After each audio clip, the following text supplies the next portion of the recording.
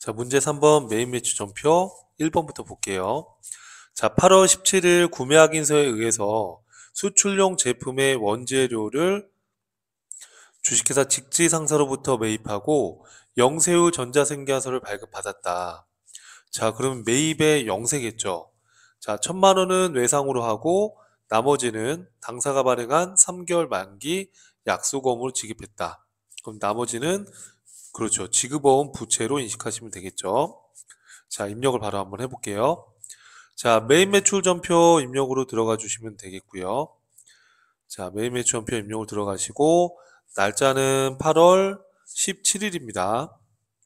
자, 지금 문제 보시면 원재료를 매입하고 영세후 생계화서를 받은 거예요. 그럼 매입이고요. 영세후 생계화서 받으면 매입에 그렇죠. 영세입니다. 영세로 구분해 주시고요. 자, 품목은 원재료라고 써 있으니까 원재료로 입력해 주시면 되겠죠. 자, 수량 단가가 나와 있지 않고요. 단가 나와 있는데 공급가액에 입력해 주시면 되겠습니다. 공급가액은 1,500. 자, 그 다음에 거래처는 직지 상사한테 매입을 했어요. F2번 눌러서 직지라고 조회를 해주시면 되겠죠. 자, 그 다음에 전자생계환서니까 1번 전자로 넣어주시고요. 자, 분계는 어떻게 하면 될까요? 자, 1,000만 원은 외상으로 하고 나머지는 어음을 발행했다. 그럼 혼합으로 가서 차변의 원재료 자산의 증가, 대변에. 자, 대변에 1,000만 원은 외상이니까 뭐겠어요, 여러분? 그렇죠. 외상 매입금으로 1,000만 원 입력해 주시면 되겠고요. 그 다음에 나머지는 자, 당사가 발행한 어음으로 줬다. 그럼 뭐겠어요? 그렇죠. 지급어음. 어음을 발행하게 되면 원재료를 구입하고 어음을 발행하면 지급어음이라는 부채가 증가한 걸로 처리해 주시면 되는 겁니다. 이해하시겠죠, 여러분? 자, 2번 문제로 한번 가볼게요. 자, 이번에 보시면 8월 28일 제조부 직원들에게 지급할 작업복을 이진컴퍼니로부터 공가액 100만 원, 부가세 별도로 외상으로 구입하고 종이생계화서를 발급받았다. 종이생계화서 받았다 이렇게 나와 있네요.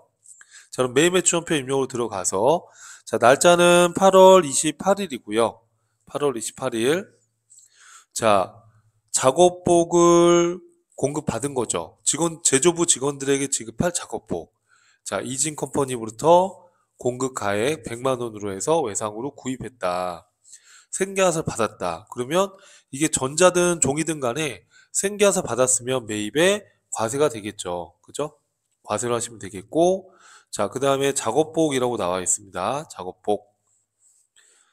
자, 금액은 100만 원이다 이렇게 나와 있으니까 100만 원 넣어주시면 되겠고요. 자, 거래처는 이진컴퍼니로부터 이렇게 돼 있으니까 이진컴퍼니 조회해 주시면 되겠습니다. 자, 전자생계화서지 봤더니 종이생계화서를 발급받았다 이렇게 돼 있으니까 전자에 걸어주시면 안 되겠죠. 자, 분기는 어떻게 하면 될까요, 여러분? 자, 제조부 직원들에 대한 작업복이니까 그렇죠. 이건 복리후생비로 처리해 주시는 거예요. 근데 제조부니까 500번대로. 자, 그리고 대변에는 자, 외상으로 구입했다 이렇게 되어 있으니까 대변에 외상 매입금이라는 부채 규정을 쓰시면 안 되고 미지급금. 그렇죠? 상거래가 아닐 때에는 미지급금을 사용하셔야 됩니다. 외상 매입금 그러시면 안 되고요. 자, 이렇게 해서 입력을 해주시면 되겠습니다. 자, 그 다음에 3번 문제를 한번 가볼게요. 자, 9월 15일 우리카센터에서 공장용 화물 트럭을 수리하고 수리대금 24만 2천 원, 부가세 포함해서 현금으로 결제하면서 현금용 수증을 받았다. 자, 수리대금은 차량 유지비로 처리할 것 이렇게 나와 있어요. 자, 그러면 이게 승용차였다라고 한다면 비영업용 소형 승용차였다라고 한다면 매입세 불공제가 되지만 지금은 공장용 화물 트럭에 대한 수리비니까 당연히 매입세 공제가 가능합니다. 자, 그러면 날짜는 9월 언젠가요, 여러분? 보니까 9월 15일. 9월 15일로 들어가 주시고요. 자, 우리카센터에서 공장용 화물 트럭을 수리하고 자, 수리 대금에 대해서 현금용 수증 받은 거니까 어떻게 해야 돼요? 매입에 그렇죠. 현가로 해야 되겠죠. 이게 비영업용 소형 승용차다라고 한다면 이때는 현금용 수증 받았을 때는 이게 공제가 안 되기 때문에 이때는 일반 전표에다가 입력을 하는 거예요. 근데 지금은 우리 화물차와 관련해서 수리비에 대해서 현금 영수증을 받은 거니까 매입세 공제가 가능하죠. 그래서 매입에 현가로 구분해 주신 거예요. 이렇게. 자, 그 다음에 수리대금, 수리대금, 수리라고 그냥 쓰겠습니다. 자, 그럼 금액은 어떻게 되는 거죠? 그럼 부가세 포함해서 24만 2천 원, 24만 2천 원 이렇게 입력해 주시면 금액이 분리되는 기능이 있어요. 자, 24만 2천 원 입력해 주시면 금액이 공급가액과 부가가치세가 구분이 되어집니다. 자, 그 다음에 거래처는 어디라고 나와 있습니까, 여러분? 자, 우리카센터에서라고 되어 있으니까 우리카센터를 조회해 주시면 되겠습니다. 자, 그 다음에 분계는 어떻게 하면 될까요, 여러분? 분계는. 자, 분계는 차량 유지비로 처리하고, 자, 현금으로 부가세 포함해서 현금으로 결제했으니까, 그렇죠. 현금에서 출금으로 입력해주고, 뭘로 하면 돼요? 차량 유지비. 자, 차량 유지비인데, 공장용 화물 차량에 대한 차량 유지비니까, 그렇죠. 제주 원가로 가야 되는 거예요. 500번대의 차량 유지비로 입력이 돼야 되는 겁니다. 이해되시겠죠? 공장 화물 트럭에 대한 수리 대금이니까 차량 유지비라 하더라도 500번대 코드를 사용하셔야 된다는 거, 요걸 주의하셨어야 되는 거죠. 자, 다음 문제 한번 보겠습니다. 자, 그 다음에 4번입니다. 자, 9월 27일 인사부가 사용할 직무 역량 강화용 책을 주식회사 대한도서에서 구입하면서 계산서, 전자 계산서를 수취하고 대금은 외상으로 했다. 자, 그러면 자, 면세 품목인 책을 구입한 거니까 계산서를 받았겠죠. 그래서 매입에 그렇죠. 면세로 입력해 주셔야 되는 거고요. 자, 그리고 이거는 인사부가 사용할 직무 역량 강화용 책이니까 이건 뭘로 하면 되겠어요? 저 도서 인쇄비 이렇게 처리해 주시면 되는 거죠. 자, 입력을 같이 한번 해보시죠. 자, 날짜는 언제가 되는 건가요?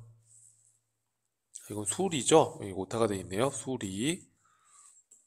자, 수리라고 입력했고요. 자, 9월 27일이죠. 9월 27일. 자, 매입에 계산서를 받으면 어떻게 하는 거예요? 매입에 면세입니다. 자, 53번에 면세예요. 자, 그 다음에 도서라고 키워드 입력하시고요. 자, 금액은요, 보니까 자, 20만 원이다 라고 나와 있어요. 자, 20만 원. 자, 그래서 여기 보시면은 도서 20만 원 이렇게 입력을 한 겁니다. 자, 그 다음에 어디서 구입했어요? 대한도서. F2번 눌러서 대한도서라고 조회를 해주시면 되겠습니다. 자, 그 다음에 전자계산서라고 되어 있으니까 전자 넣어주시고요. 자, 대금은 외상으로 했어요. 그러면은 혼합으로 가서 자, 직원들 영무 강화용 책을 구입한 거니까 뭘로 하시면 돼요? 도서 인쇄비. 자, 근데 인사부가 사용할 책이니까 800번대로 해주시면 되는 겁니다. 도서 인쇄비 800번대 판매비와 관리비로.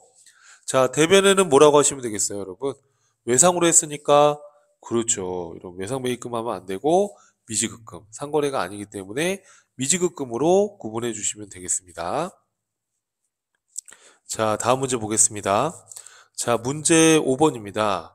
9월 30일 주 세무 렌트로부터 영업부에서 거래처 방문용으로 사용하는 승용차의 당월분 임차료에 대해서 전자생계에서 수취하였다. 자, 당월분 임차료는 다음 달에 결제될 예정이다. 자, 이거는 자, 영업부에서 거래처 방문용으로 사용하는 승용차인데요. 배기량이 1000cc, 2000cc이고요. 1000cc를 초과하고 5인승이에요. 자, 그럼 이건 개별 소비세 과세 대상이 되는 거죠. 자, 이거는 매입에 그렇죠. 불공으로 했어야 되는 거죠. 자, 입력을 한번 해볼까요? 자, 매입 매출전표 입력으로 가서 자, 날짜는 9월 30일. 자, 비영업용 소형 승용차, 즉 개별 소비세 과세 대상 승용차와 관련된 거니까 매입에 뭘로 한다? 그렇죠. 불공으로 해주셔야 되는 거죠. 자, 그 다음에 차량 렌트 대금이라고 되어 있어요. 차량 렌트 대금, 차량 렌트 대금이라고 되어 있네요. 자, 이렇게 입력해 주시면 되겠고요. 자, 그 다음에 수량 단가 나와 있는데 수량하고 단가 입력해 볼까요? 한 개라고 되어 있고 70만 원. 자, 그래서 70만 원에 7만 원이 되는 겁니다. 자, 거래처는 어딘가요? 보니까 세무렌트라고 돼 있어요. F2번 눌러서 세무렌트라고 조회해 주시면 되겠고요. 자, 그 다음에 뭘 받았어요? 전자생계사 받았으니까, 그렇죠. 전자로 넣어 주셔야 되고요. 자, 불공제 사유는 어떻게 하면 될까요? 자, 불공제 사유는 개별소비세, 어, 개별소비세법에 따른, 어, 자동차다 이거죠. 이게 비영업용 소형승용차를 말하는 겁니다. 그래서 불공제가 되는 거고요. 자, 그 다음에 분계 유형은 다음 달에 결제 예정이니까 혼합으로 가서 차변에 임차료라는 우리 차량을 렌탈해서 쓴 비용이니까 임차료로 처리해 주시면 돼요. 임차료. 자, 임차료인데 영업부 거래처 방문용이니까 그렇죠. 판매비와 관리비로. 자, 돈은 어떻게 했어요, 여러분? 자, 당월분 임차료는 다음 달에 결제될 예정이니까 아직 지급하지 않았죠? 그러면 대변에 그렇죠. 미지급금 이렇게 해서 아직 지급하지 않았기 때문에 미지급금으로 처리해 주시면 되고 비영업용 소형 승용차 관련된 거니까 즉 개별소비세 과세 대상 자동차에 해당이 되기 때문에 매입에 불공으로 해주시면 되는 거예요. 아시겠죠? 자, 그 다음에 6번 문제입니다. 자, 그 다음 문제로 한번 가볼게요. 자, 10월 15일 날 우리자동차 주식회사에 공급한 제품 중에 일부가 불량으로 판정되어 반품 처리되었으며 수정승계서를 발행하였다. 대금은 해당 매출과 관련 외상 매출금과 상계 처리하기로 하였다. 음수로 회계 처리해라. 자, 우리 세무사랑이 우리 자동차한테 제품을 판매했었는데 이 제품의 불량으로 인해서 제품을 반품으로 회수한 겁니다. 그럼 이때는 마이너스 생계화를 발행하게 되는 거예요.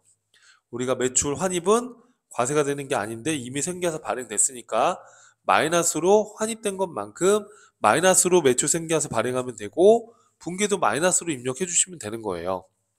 자, 그럼 같이 입력을 해볼게요. 자, 어떻게 하시면 될까요, 여러분? 날짜가 어떻게 되어 있죠? 10월, 그렇죠. 15일. 자, 매출의 과세로 해서 입력을 해주시는 거예요. 매출의 과세로 입력을 해주시고요. 마이너스 매출이니까 매출의 과세. 자, 품목은 제품이라고 나와 있죠? 제품. 자, 이걸 마이너스로 입력해 주시면 되는 거예요. 자, 마이너스 1000만 원. 부가세 100만 원. 자, 누구한테 지금 반품을 받은 거죠? 자, 우리 자동차. 그 우리 자동차를 걸어주시면 되는 거예요. 우리가 물건을 팔았다가 반품 받은 거예요. 그래서 마이너스 매출 생계화서를 지금 입력하고 있는 거예요. 이해하시겠죠? 자, 우리 자동차. 그 다음에 전자생계화서로 나와 있으니까 전자 넣어주시면 되고. 자, 분계는 외상매출금과 상계하기로 했으니까 2번 눌러주시면 차변의 외상매출금이 마이너스로 입력되고 대변의 제품 매출도 마이너스. 자, 부가세도 과세 표준에 포함하는 게 아니니까 부가가치세 예수금도 마이너스가 되는 게 맞겠죠. 이렇게 해서 물건을 매출했다가 반품으로 회수하면 마이너스로 입력해 주시면 되는 거예요. 쉽게 생각해서 특별한 언급이 없는 한 마이너스로 입력을 해 주시면 된다. 이렇게 기억하시면 되겠습니다. 자, 그 다음에 문제 4번으로 넘어가야 되겠네요. 자, 오류가 있다. 그래서 오류를 정정해봐라. 7월 6일 날 주식회사 쌍문에 외상 매입금 300만 원을 보통예금 계좌로 이체한 것이 아니라 제품을 판매하고 받은 상명상사 발행 약소보험을 배세해서 지급한 것으로 밝혀졌다. 그러면 7월 6일자의 일반전표 입력을 들어가 보시면요. 자, 7월 6일자의 일반전표 입력을 들어가 보면 어떻게 돼 있어요, 여러분? 차변의 외상 매입금, 그쵸? 상문이라고 해서 300만 원이 되어 있고요.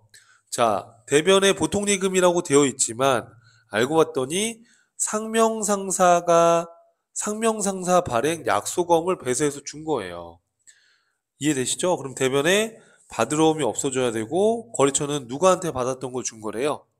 거래처는 상명상사 발행 약소금을 배세해 줬으니까 상명상사께 없어져야 되는 거죠. 이해될까요? 이렇게 해서 수정을 해줘야 되는 문제였습니다. 자, 이해되시죠, 여러분? 자, 그 다음 문제 한번 보겠습니다. 자, 12월 13일 영업부 사무실의 정기요금 12만 1,000원 공급 대가를 12만 1,000원을 현금으로 지급한 것으로 일반 전표 회계 처리하였으나 이는 알고 봤더니 제조 공장에서 발생한 전기 요금으로 한국전력공사로부터 전자생계에서 수취한 거였대요. 자, 그럼 이게 무슨 말입니까, 여러분? 자, 매입의 과세로 해서 우리가 수도 강열비로 처리를 했어야 되는 거죠. 왜? 영업부의 전기요금, 영업부의 가스, 난방비, 전기요금 이런 거 본사 거면 우리가 수도 강열비로 하고 공장과 관련된 전기요금이었다 그러면 전력비로 하는 건데 지금 영업부 사무실이니까 그렇죠. 수도 강열비로 해주셔야 되는 거예요. 이해할까요? 자, 그러면 매입 매출전표 입력으로 들어와서 날짜가 어떻게 되죠, 여러분? 날짜는 12월 13일. 12월 13일로 가서 이걸 제대로 입력했다면 어떻게 해야 되는 거예요? 한국전력공사로부터 전자생계에서 받은 거니까 그렇죠. 매입의 과세로 했어야 되는 거죠. 이해되시죠? 매입의 과세로 해서 전기요금이니까 뭐 전기요금 이렇게 해서 적당한 키워드 입력을 하시고요. 금액은 얼마라고 되어 있습니까, 여러분? 12만 1,000원, 공급대가로 12만 1,000원이죠. 공급대가로 12만 1,000원이니까 어떻게 하면 돼요, 여러분? 12만 1,000원 나누기 1.1을 하게 되면 11만 원이 공급 가액이 되는 거죠. 그렇죠? 그 다음에 누구한테 받았다? 그렇죠. 한국전력공사. 한국전력공사한테 받았다. 전자생계한서입니다. 전자생계한서를 수취한 것으로 확인되었다. 그럼 1번 눌러주시고요. 분계는 어떻게 하면 될까요, 여러분? 차변에 영업부 사무실의 전기요금이니까 수도 강열비로 하시는 게 맞겠죠. 그렇죠? 그래서 혼합으로 가서 차변에 수도 강열비 800번대로 잡아주시고요. 대금은 어떻게 했대요, 여러분? 현금 지급한 것이다 라는 거예요. 그럼 대변에 그렇죠. 현금 이렇게 처리해 주시면 되죠. 이렇게 한 다음에 이렇게 써야 되는데 이거를 제조 공장에서 발생한 전기요금으로 잠시만요. 지금 12월 13일 영업부 사무실의 전기요금 다시 한번 볼게요. 영업부 사무실의 전기요금 12만 1,000원을 현금 지급한 것으로 일반 전표에 회계 처리하였으나 제가 잘못 읽었네요. 영업부 사무실의 전기요금이 아니고 제조공장의 전기요금으로 이렇게 밝혀졌대요. 그러면 이거는 어떻게 입력을 해야 되는 거예요? 제가 지금 거꾸로 확인했죠, 모르고. 이거는 수도 강열비가 아니고 그렇죠. 이건 전력비죠, 전력비. 전력비 500번대로 갔어야 되는 거죠. 그렇죠? 영업부 사무실의 전기요금 수도 강열비로 일반 전표에 처리했는데 알고 봤더니 제조공장에서 발생한 전기요금이니까 그렇죠. 전력비 500번대가 됐어야 되는 거죠. 제가 순간 잘못 생각했어요. 이렇게 해주시고 그리고 대변에 현금으로 지급했다. 그럼 현금 이렇게 지금 입력을 했단 말이에요. 그런데 여러분 이렇게 입력을 했어야 되는데 이렇게 안 하고 어디다가 입력을 했다고요? 그렇죠. 일반 전표에다가 잘못했다. 그럼 12월 13일자로 들어가 보니까 이렇게 수도 강열비로 잘못 입력을 한 거죠. 그럼 요거는 지우셔야 되겠죠. 이렇게 해서 삭제를 눌러 주셔야 되겠습니다. 이해될까요, 여러분? 그래서 이렇게 해서 여러분들의 입력을 해주시면 되겠습니다. 그 다음 문제로 한번 가볼게요. 그 다음에 문제 5번입니다. 문제 5번은 결산과 관련된 문제죠. 문제 5번의 1번. 결산일을 기준으로 대한은행의 장기차입금 5천만 원에 대한 상환기일이 1년 이내에 도래할 것으로 확인되었다. 그럼 이건 더 이상 장기차입금이 아니겠죠. 그럼 차변에 장기차입금을 줄여주시고요. 차변에 일반전표 입력 12월 31일 날 차변에 장기차입금을 줄여주시고요. 장기차입금을 줄여주시고요. 거래처 코드는 대한은행의 장기차입금. 대한은행의 장기차입금입니다. 금액은 5천만 원이래요. 여러분 이건 장기차입금이 아니라 상환기일이 1년 이내에 도래할 것으로 확인되었다. 그러면 뭐가 돼야 되겠어요? 이때 하는 게 뭐였었죠, 우리가? 그렇죠. 유동성 장기부채. 유동성 장기부채라는 유동부채로 재분류해 줘야 된다라고 했었죠. 이렇게 입력을 해 주셔야 되는 거죠. 이해될까요? 자, 12월 달로 들어가서 확인해 보시면 이렇게 입력을 해 주셔야 되는 거죠. 자, 결산의 2번인데요. 2번은 조금 생각해 볼 내용이 있습니다. 무형자산인 특허권에 대해서 내용연수가 5년이고 정액법으로 상각을 하는데 전년도 말 상각 후 잔액, 그러니까 전년도 말 상각 후 잔액이라는 건 전년도까지 감가상각을 하고 남은 금액, 이거를 미상각 잔액이다 이렇게 표현하기도 해요. 그러면 상각을 지금 언제 취득했냐면 올해가 2025년도인데 2024년도 1월에 취득했으니까 1년 상각한 후에 남은 금액이 2,400이에요. 그렇죠? 그럼 원래 우리가 정액법이라는 거는 취득원가에서 잔존가치를 빼서 내용연수로 나눠서 우리가 감가상각비를 계산하는 건데 지금 이 2,400은 취득원가가 아니라 1년 상각하고 남은 미상각 잔액이죠. 그럼 취득원가를 모르고 이렇게 미상각 잔액이 나왔다 그러면 잔여 내용연수로 나누시면 돼요. 자, 무슨 얘기냐 하면 지금 2,400만 원은 1년 상각을 하고 남은 금액이죠. 2,400만 원 나누기. 자, 전체 내용연수가 5년인데 이거는 1년 24년도에 1년 상각하고 남은 거니까 어떻게 하면 되겠어요? 잔여 내용연수는 그렇죠. 4년이 되는 거죠. 5년이 아니고. 그러면 2,400만 원 나누기 4 하면 얼마가 나오세요, 여러분? 자, 2,400만 원 나누기 잔여 내용연수 4를 하게 되면 600만 원이 나오겠죠. 그렇죠? 600만 원이 나옵니다. 그러면 결국에 이게 어떤 얘기냐면 첫 해에 우리가 24년도에 3천만 원에 취득을 했고 전체 내용연수 5로 나누면 600만 원씩 매년 상각을 하니까 2024년도 말에 600만 원 상각을 하고 남은 게 2,400이었다라는 얘기예요. 그럼 무형자산에 대해서 이렇게 감가상각 계산이 나오면 혹시라도 전체 취득원가가 나오면 전체 내용연수로 나눠서 정액법에 의한 감가상각비를 계산하면 돼요. 어차피 잔존가치는 0이니까 무형자산의 잔존가치는 0이잖아요. 그렇죠? 그러니까 취득원가에서 내용연수를 나누면 되는데 취득원가에서 전체 내용연수를 나눠서 600만 원이라는 상각금액을 계산하면 되는데 취득원가가 나와 있지 않고 정보가 1년 상각하고 남은 금액이 나왔잖아요. 이 문제는. 즉 미상각 잔액이 나오면 미상각 잔액에서 남아있는 연수로 나누면 우리가 정액법에 의한 감가상각비를 구할 수 있어요. 그래서 2,400만 원인데 1년 상각하고 남은 금액이니까 잔여 내용연수는 4년. 2,400 나누기 4 하면 600만 원이 올해 인식해야 될 감가상각비가 되는 거죠. 즉 무형자산 상각비가 되는 거죠. 무형자산이니까. 이해될까요, 여러분? 자, 그래서 600만 원이라는 걸 계산해 주시면 되겠고요. 자, 법인세 비용은 1,350만 원으로 산출되었다. 중간연합세액과 선납세금을 조회하여 처리해라 이렇게 되어 있어요. 자, 2번은 자동으로 우리가 결산자료 입력해서 자동으로 분계 생성이 가능하고요. 법인세도 자동으로 분계 생성이 가능합니다. 자, 그러면 우리가 이걸 자동으로 결산자료 입력해서 입력을 한다면 자, 직접 분계를 입력하셔도 되지만 그럴 필요 없이 결산자료 입력에 가서 해주시면 돼요. 자, 이걸 닫고요. 자, 결산자료 입력으로 들어가서 1월부터 12월까지 조회를 해주시고요. 자, 그럼 문제 보시면은 2번 무형자산에 대한 감가상각 금액은 자, 지금 여기 판매비와 관리비 안에 보면 무형자산 입력할 수 있는 칸이 있죠. 자, 지금 특허권에 대한 거 맞죠? 그러면 무형자산 상각비 안에 특허권에다가 아까 600만 원 계산한 거, 이 600원 어떻게 나왔다?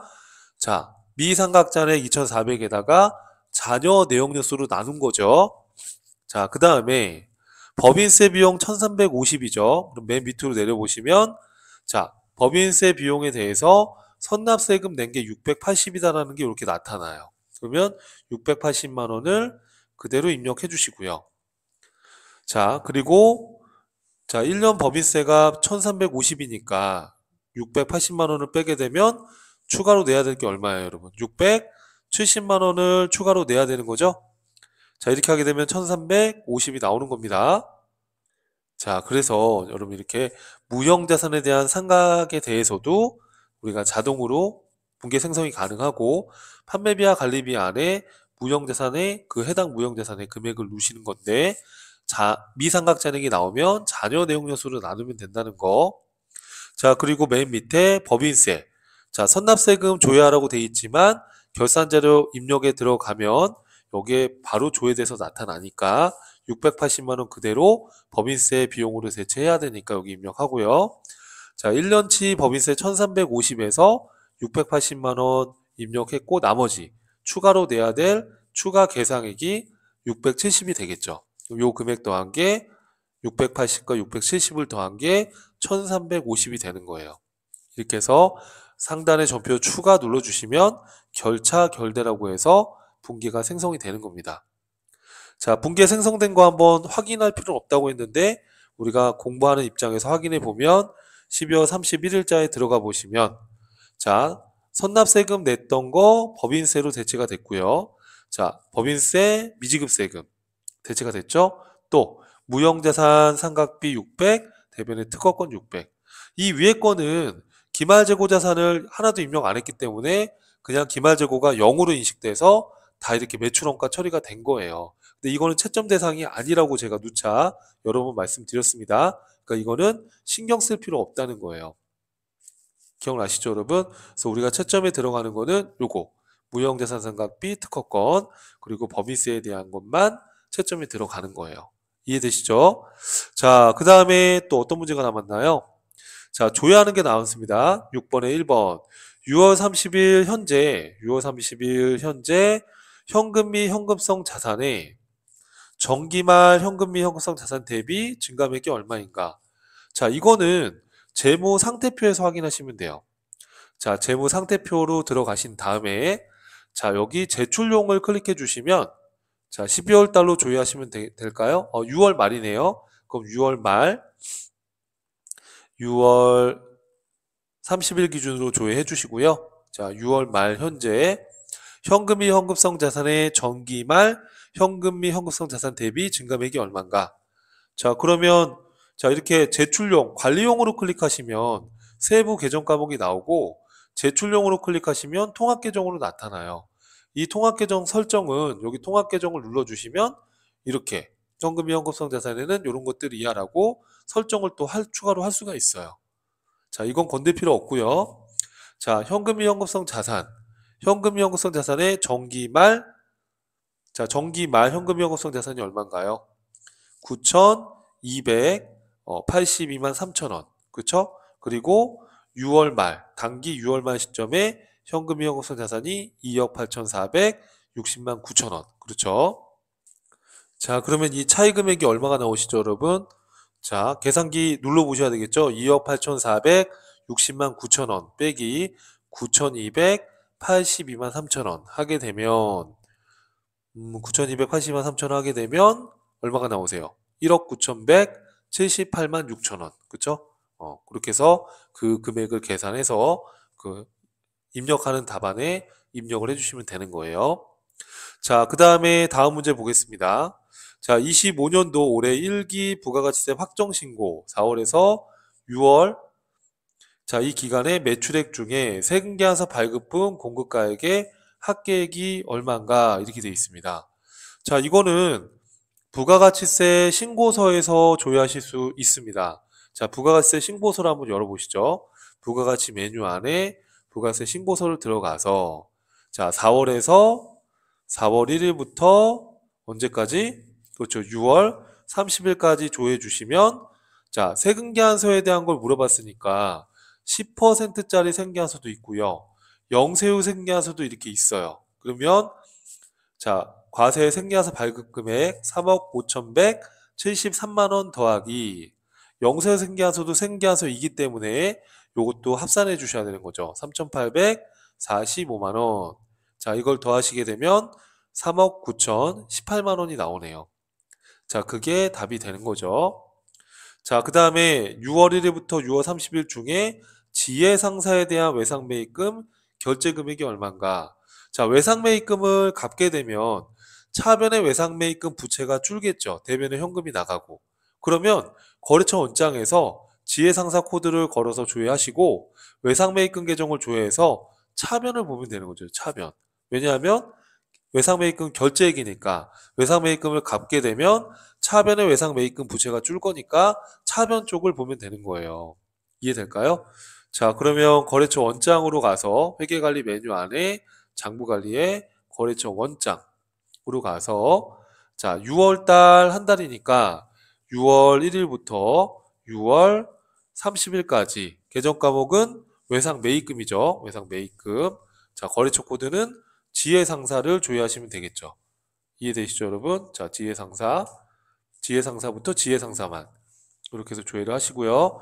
자, 그러면 6월 1일부터 6월 말일까지 일반 전표나 메인 매출 전표에 외상 매입금으로 지혜상사 코드 걸려 있는 건 다 집계가 되는 거죠. 자, 여기서 외상 매입금을 결제한 금액을 물어봤으니까 외상 매입금을 갚으면 차변의 외상 매입금이 줄 거 아닙니까? 그죠? 그럼 차변의 금액을 봐야 되니까 답은 4천만 원이 되는 거죠.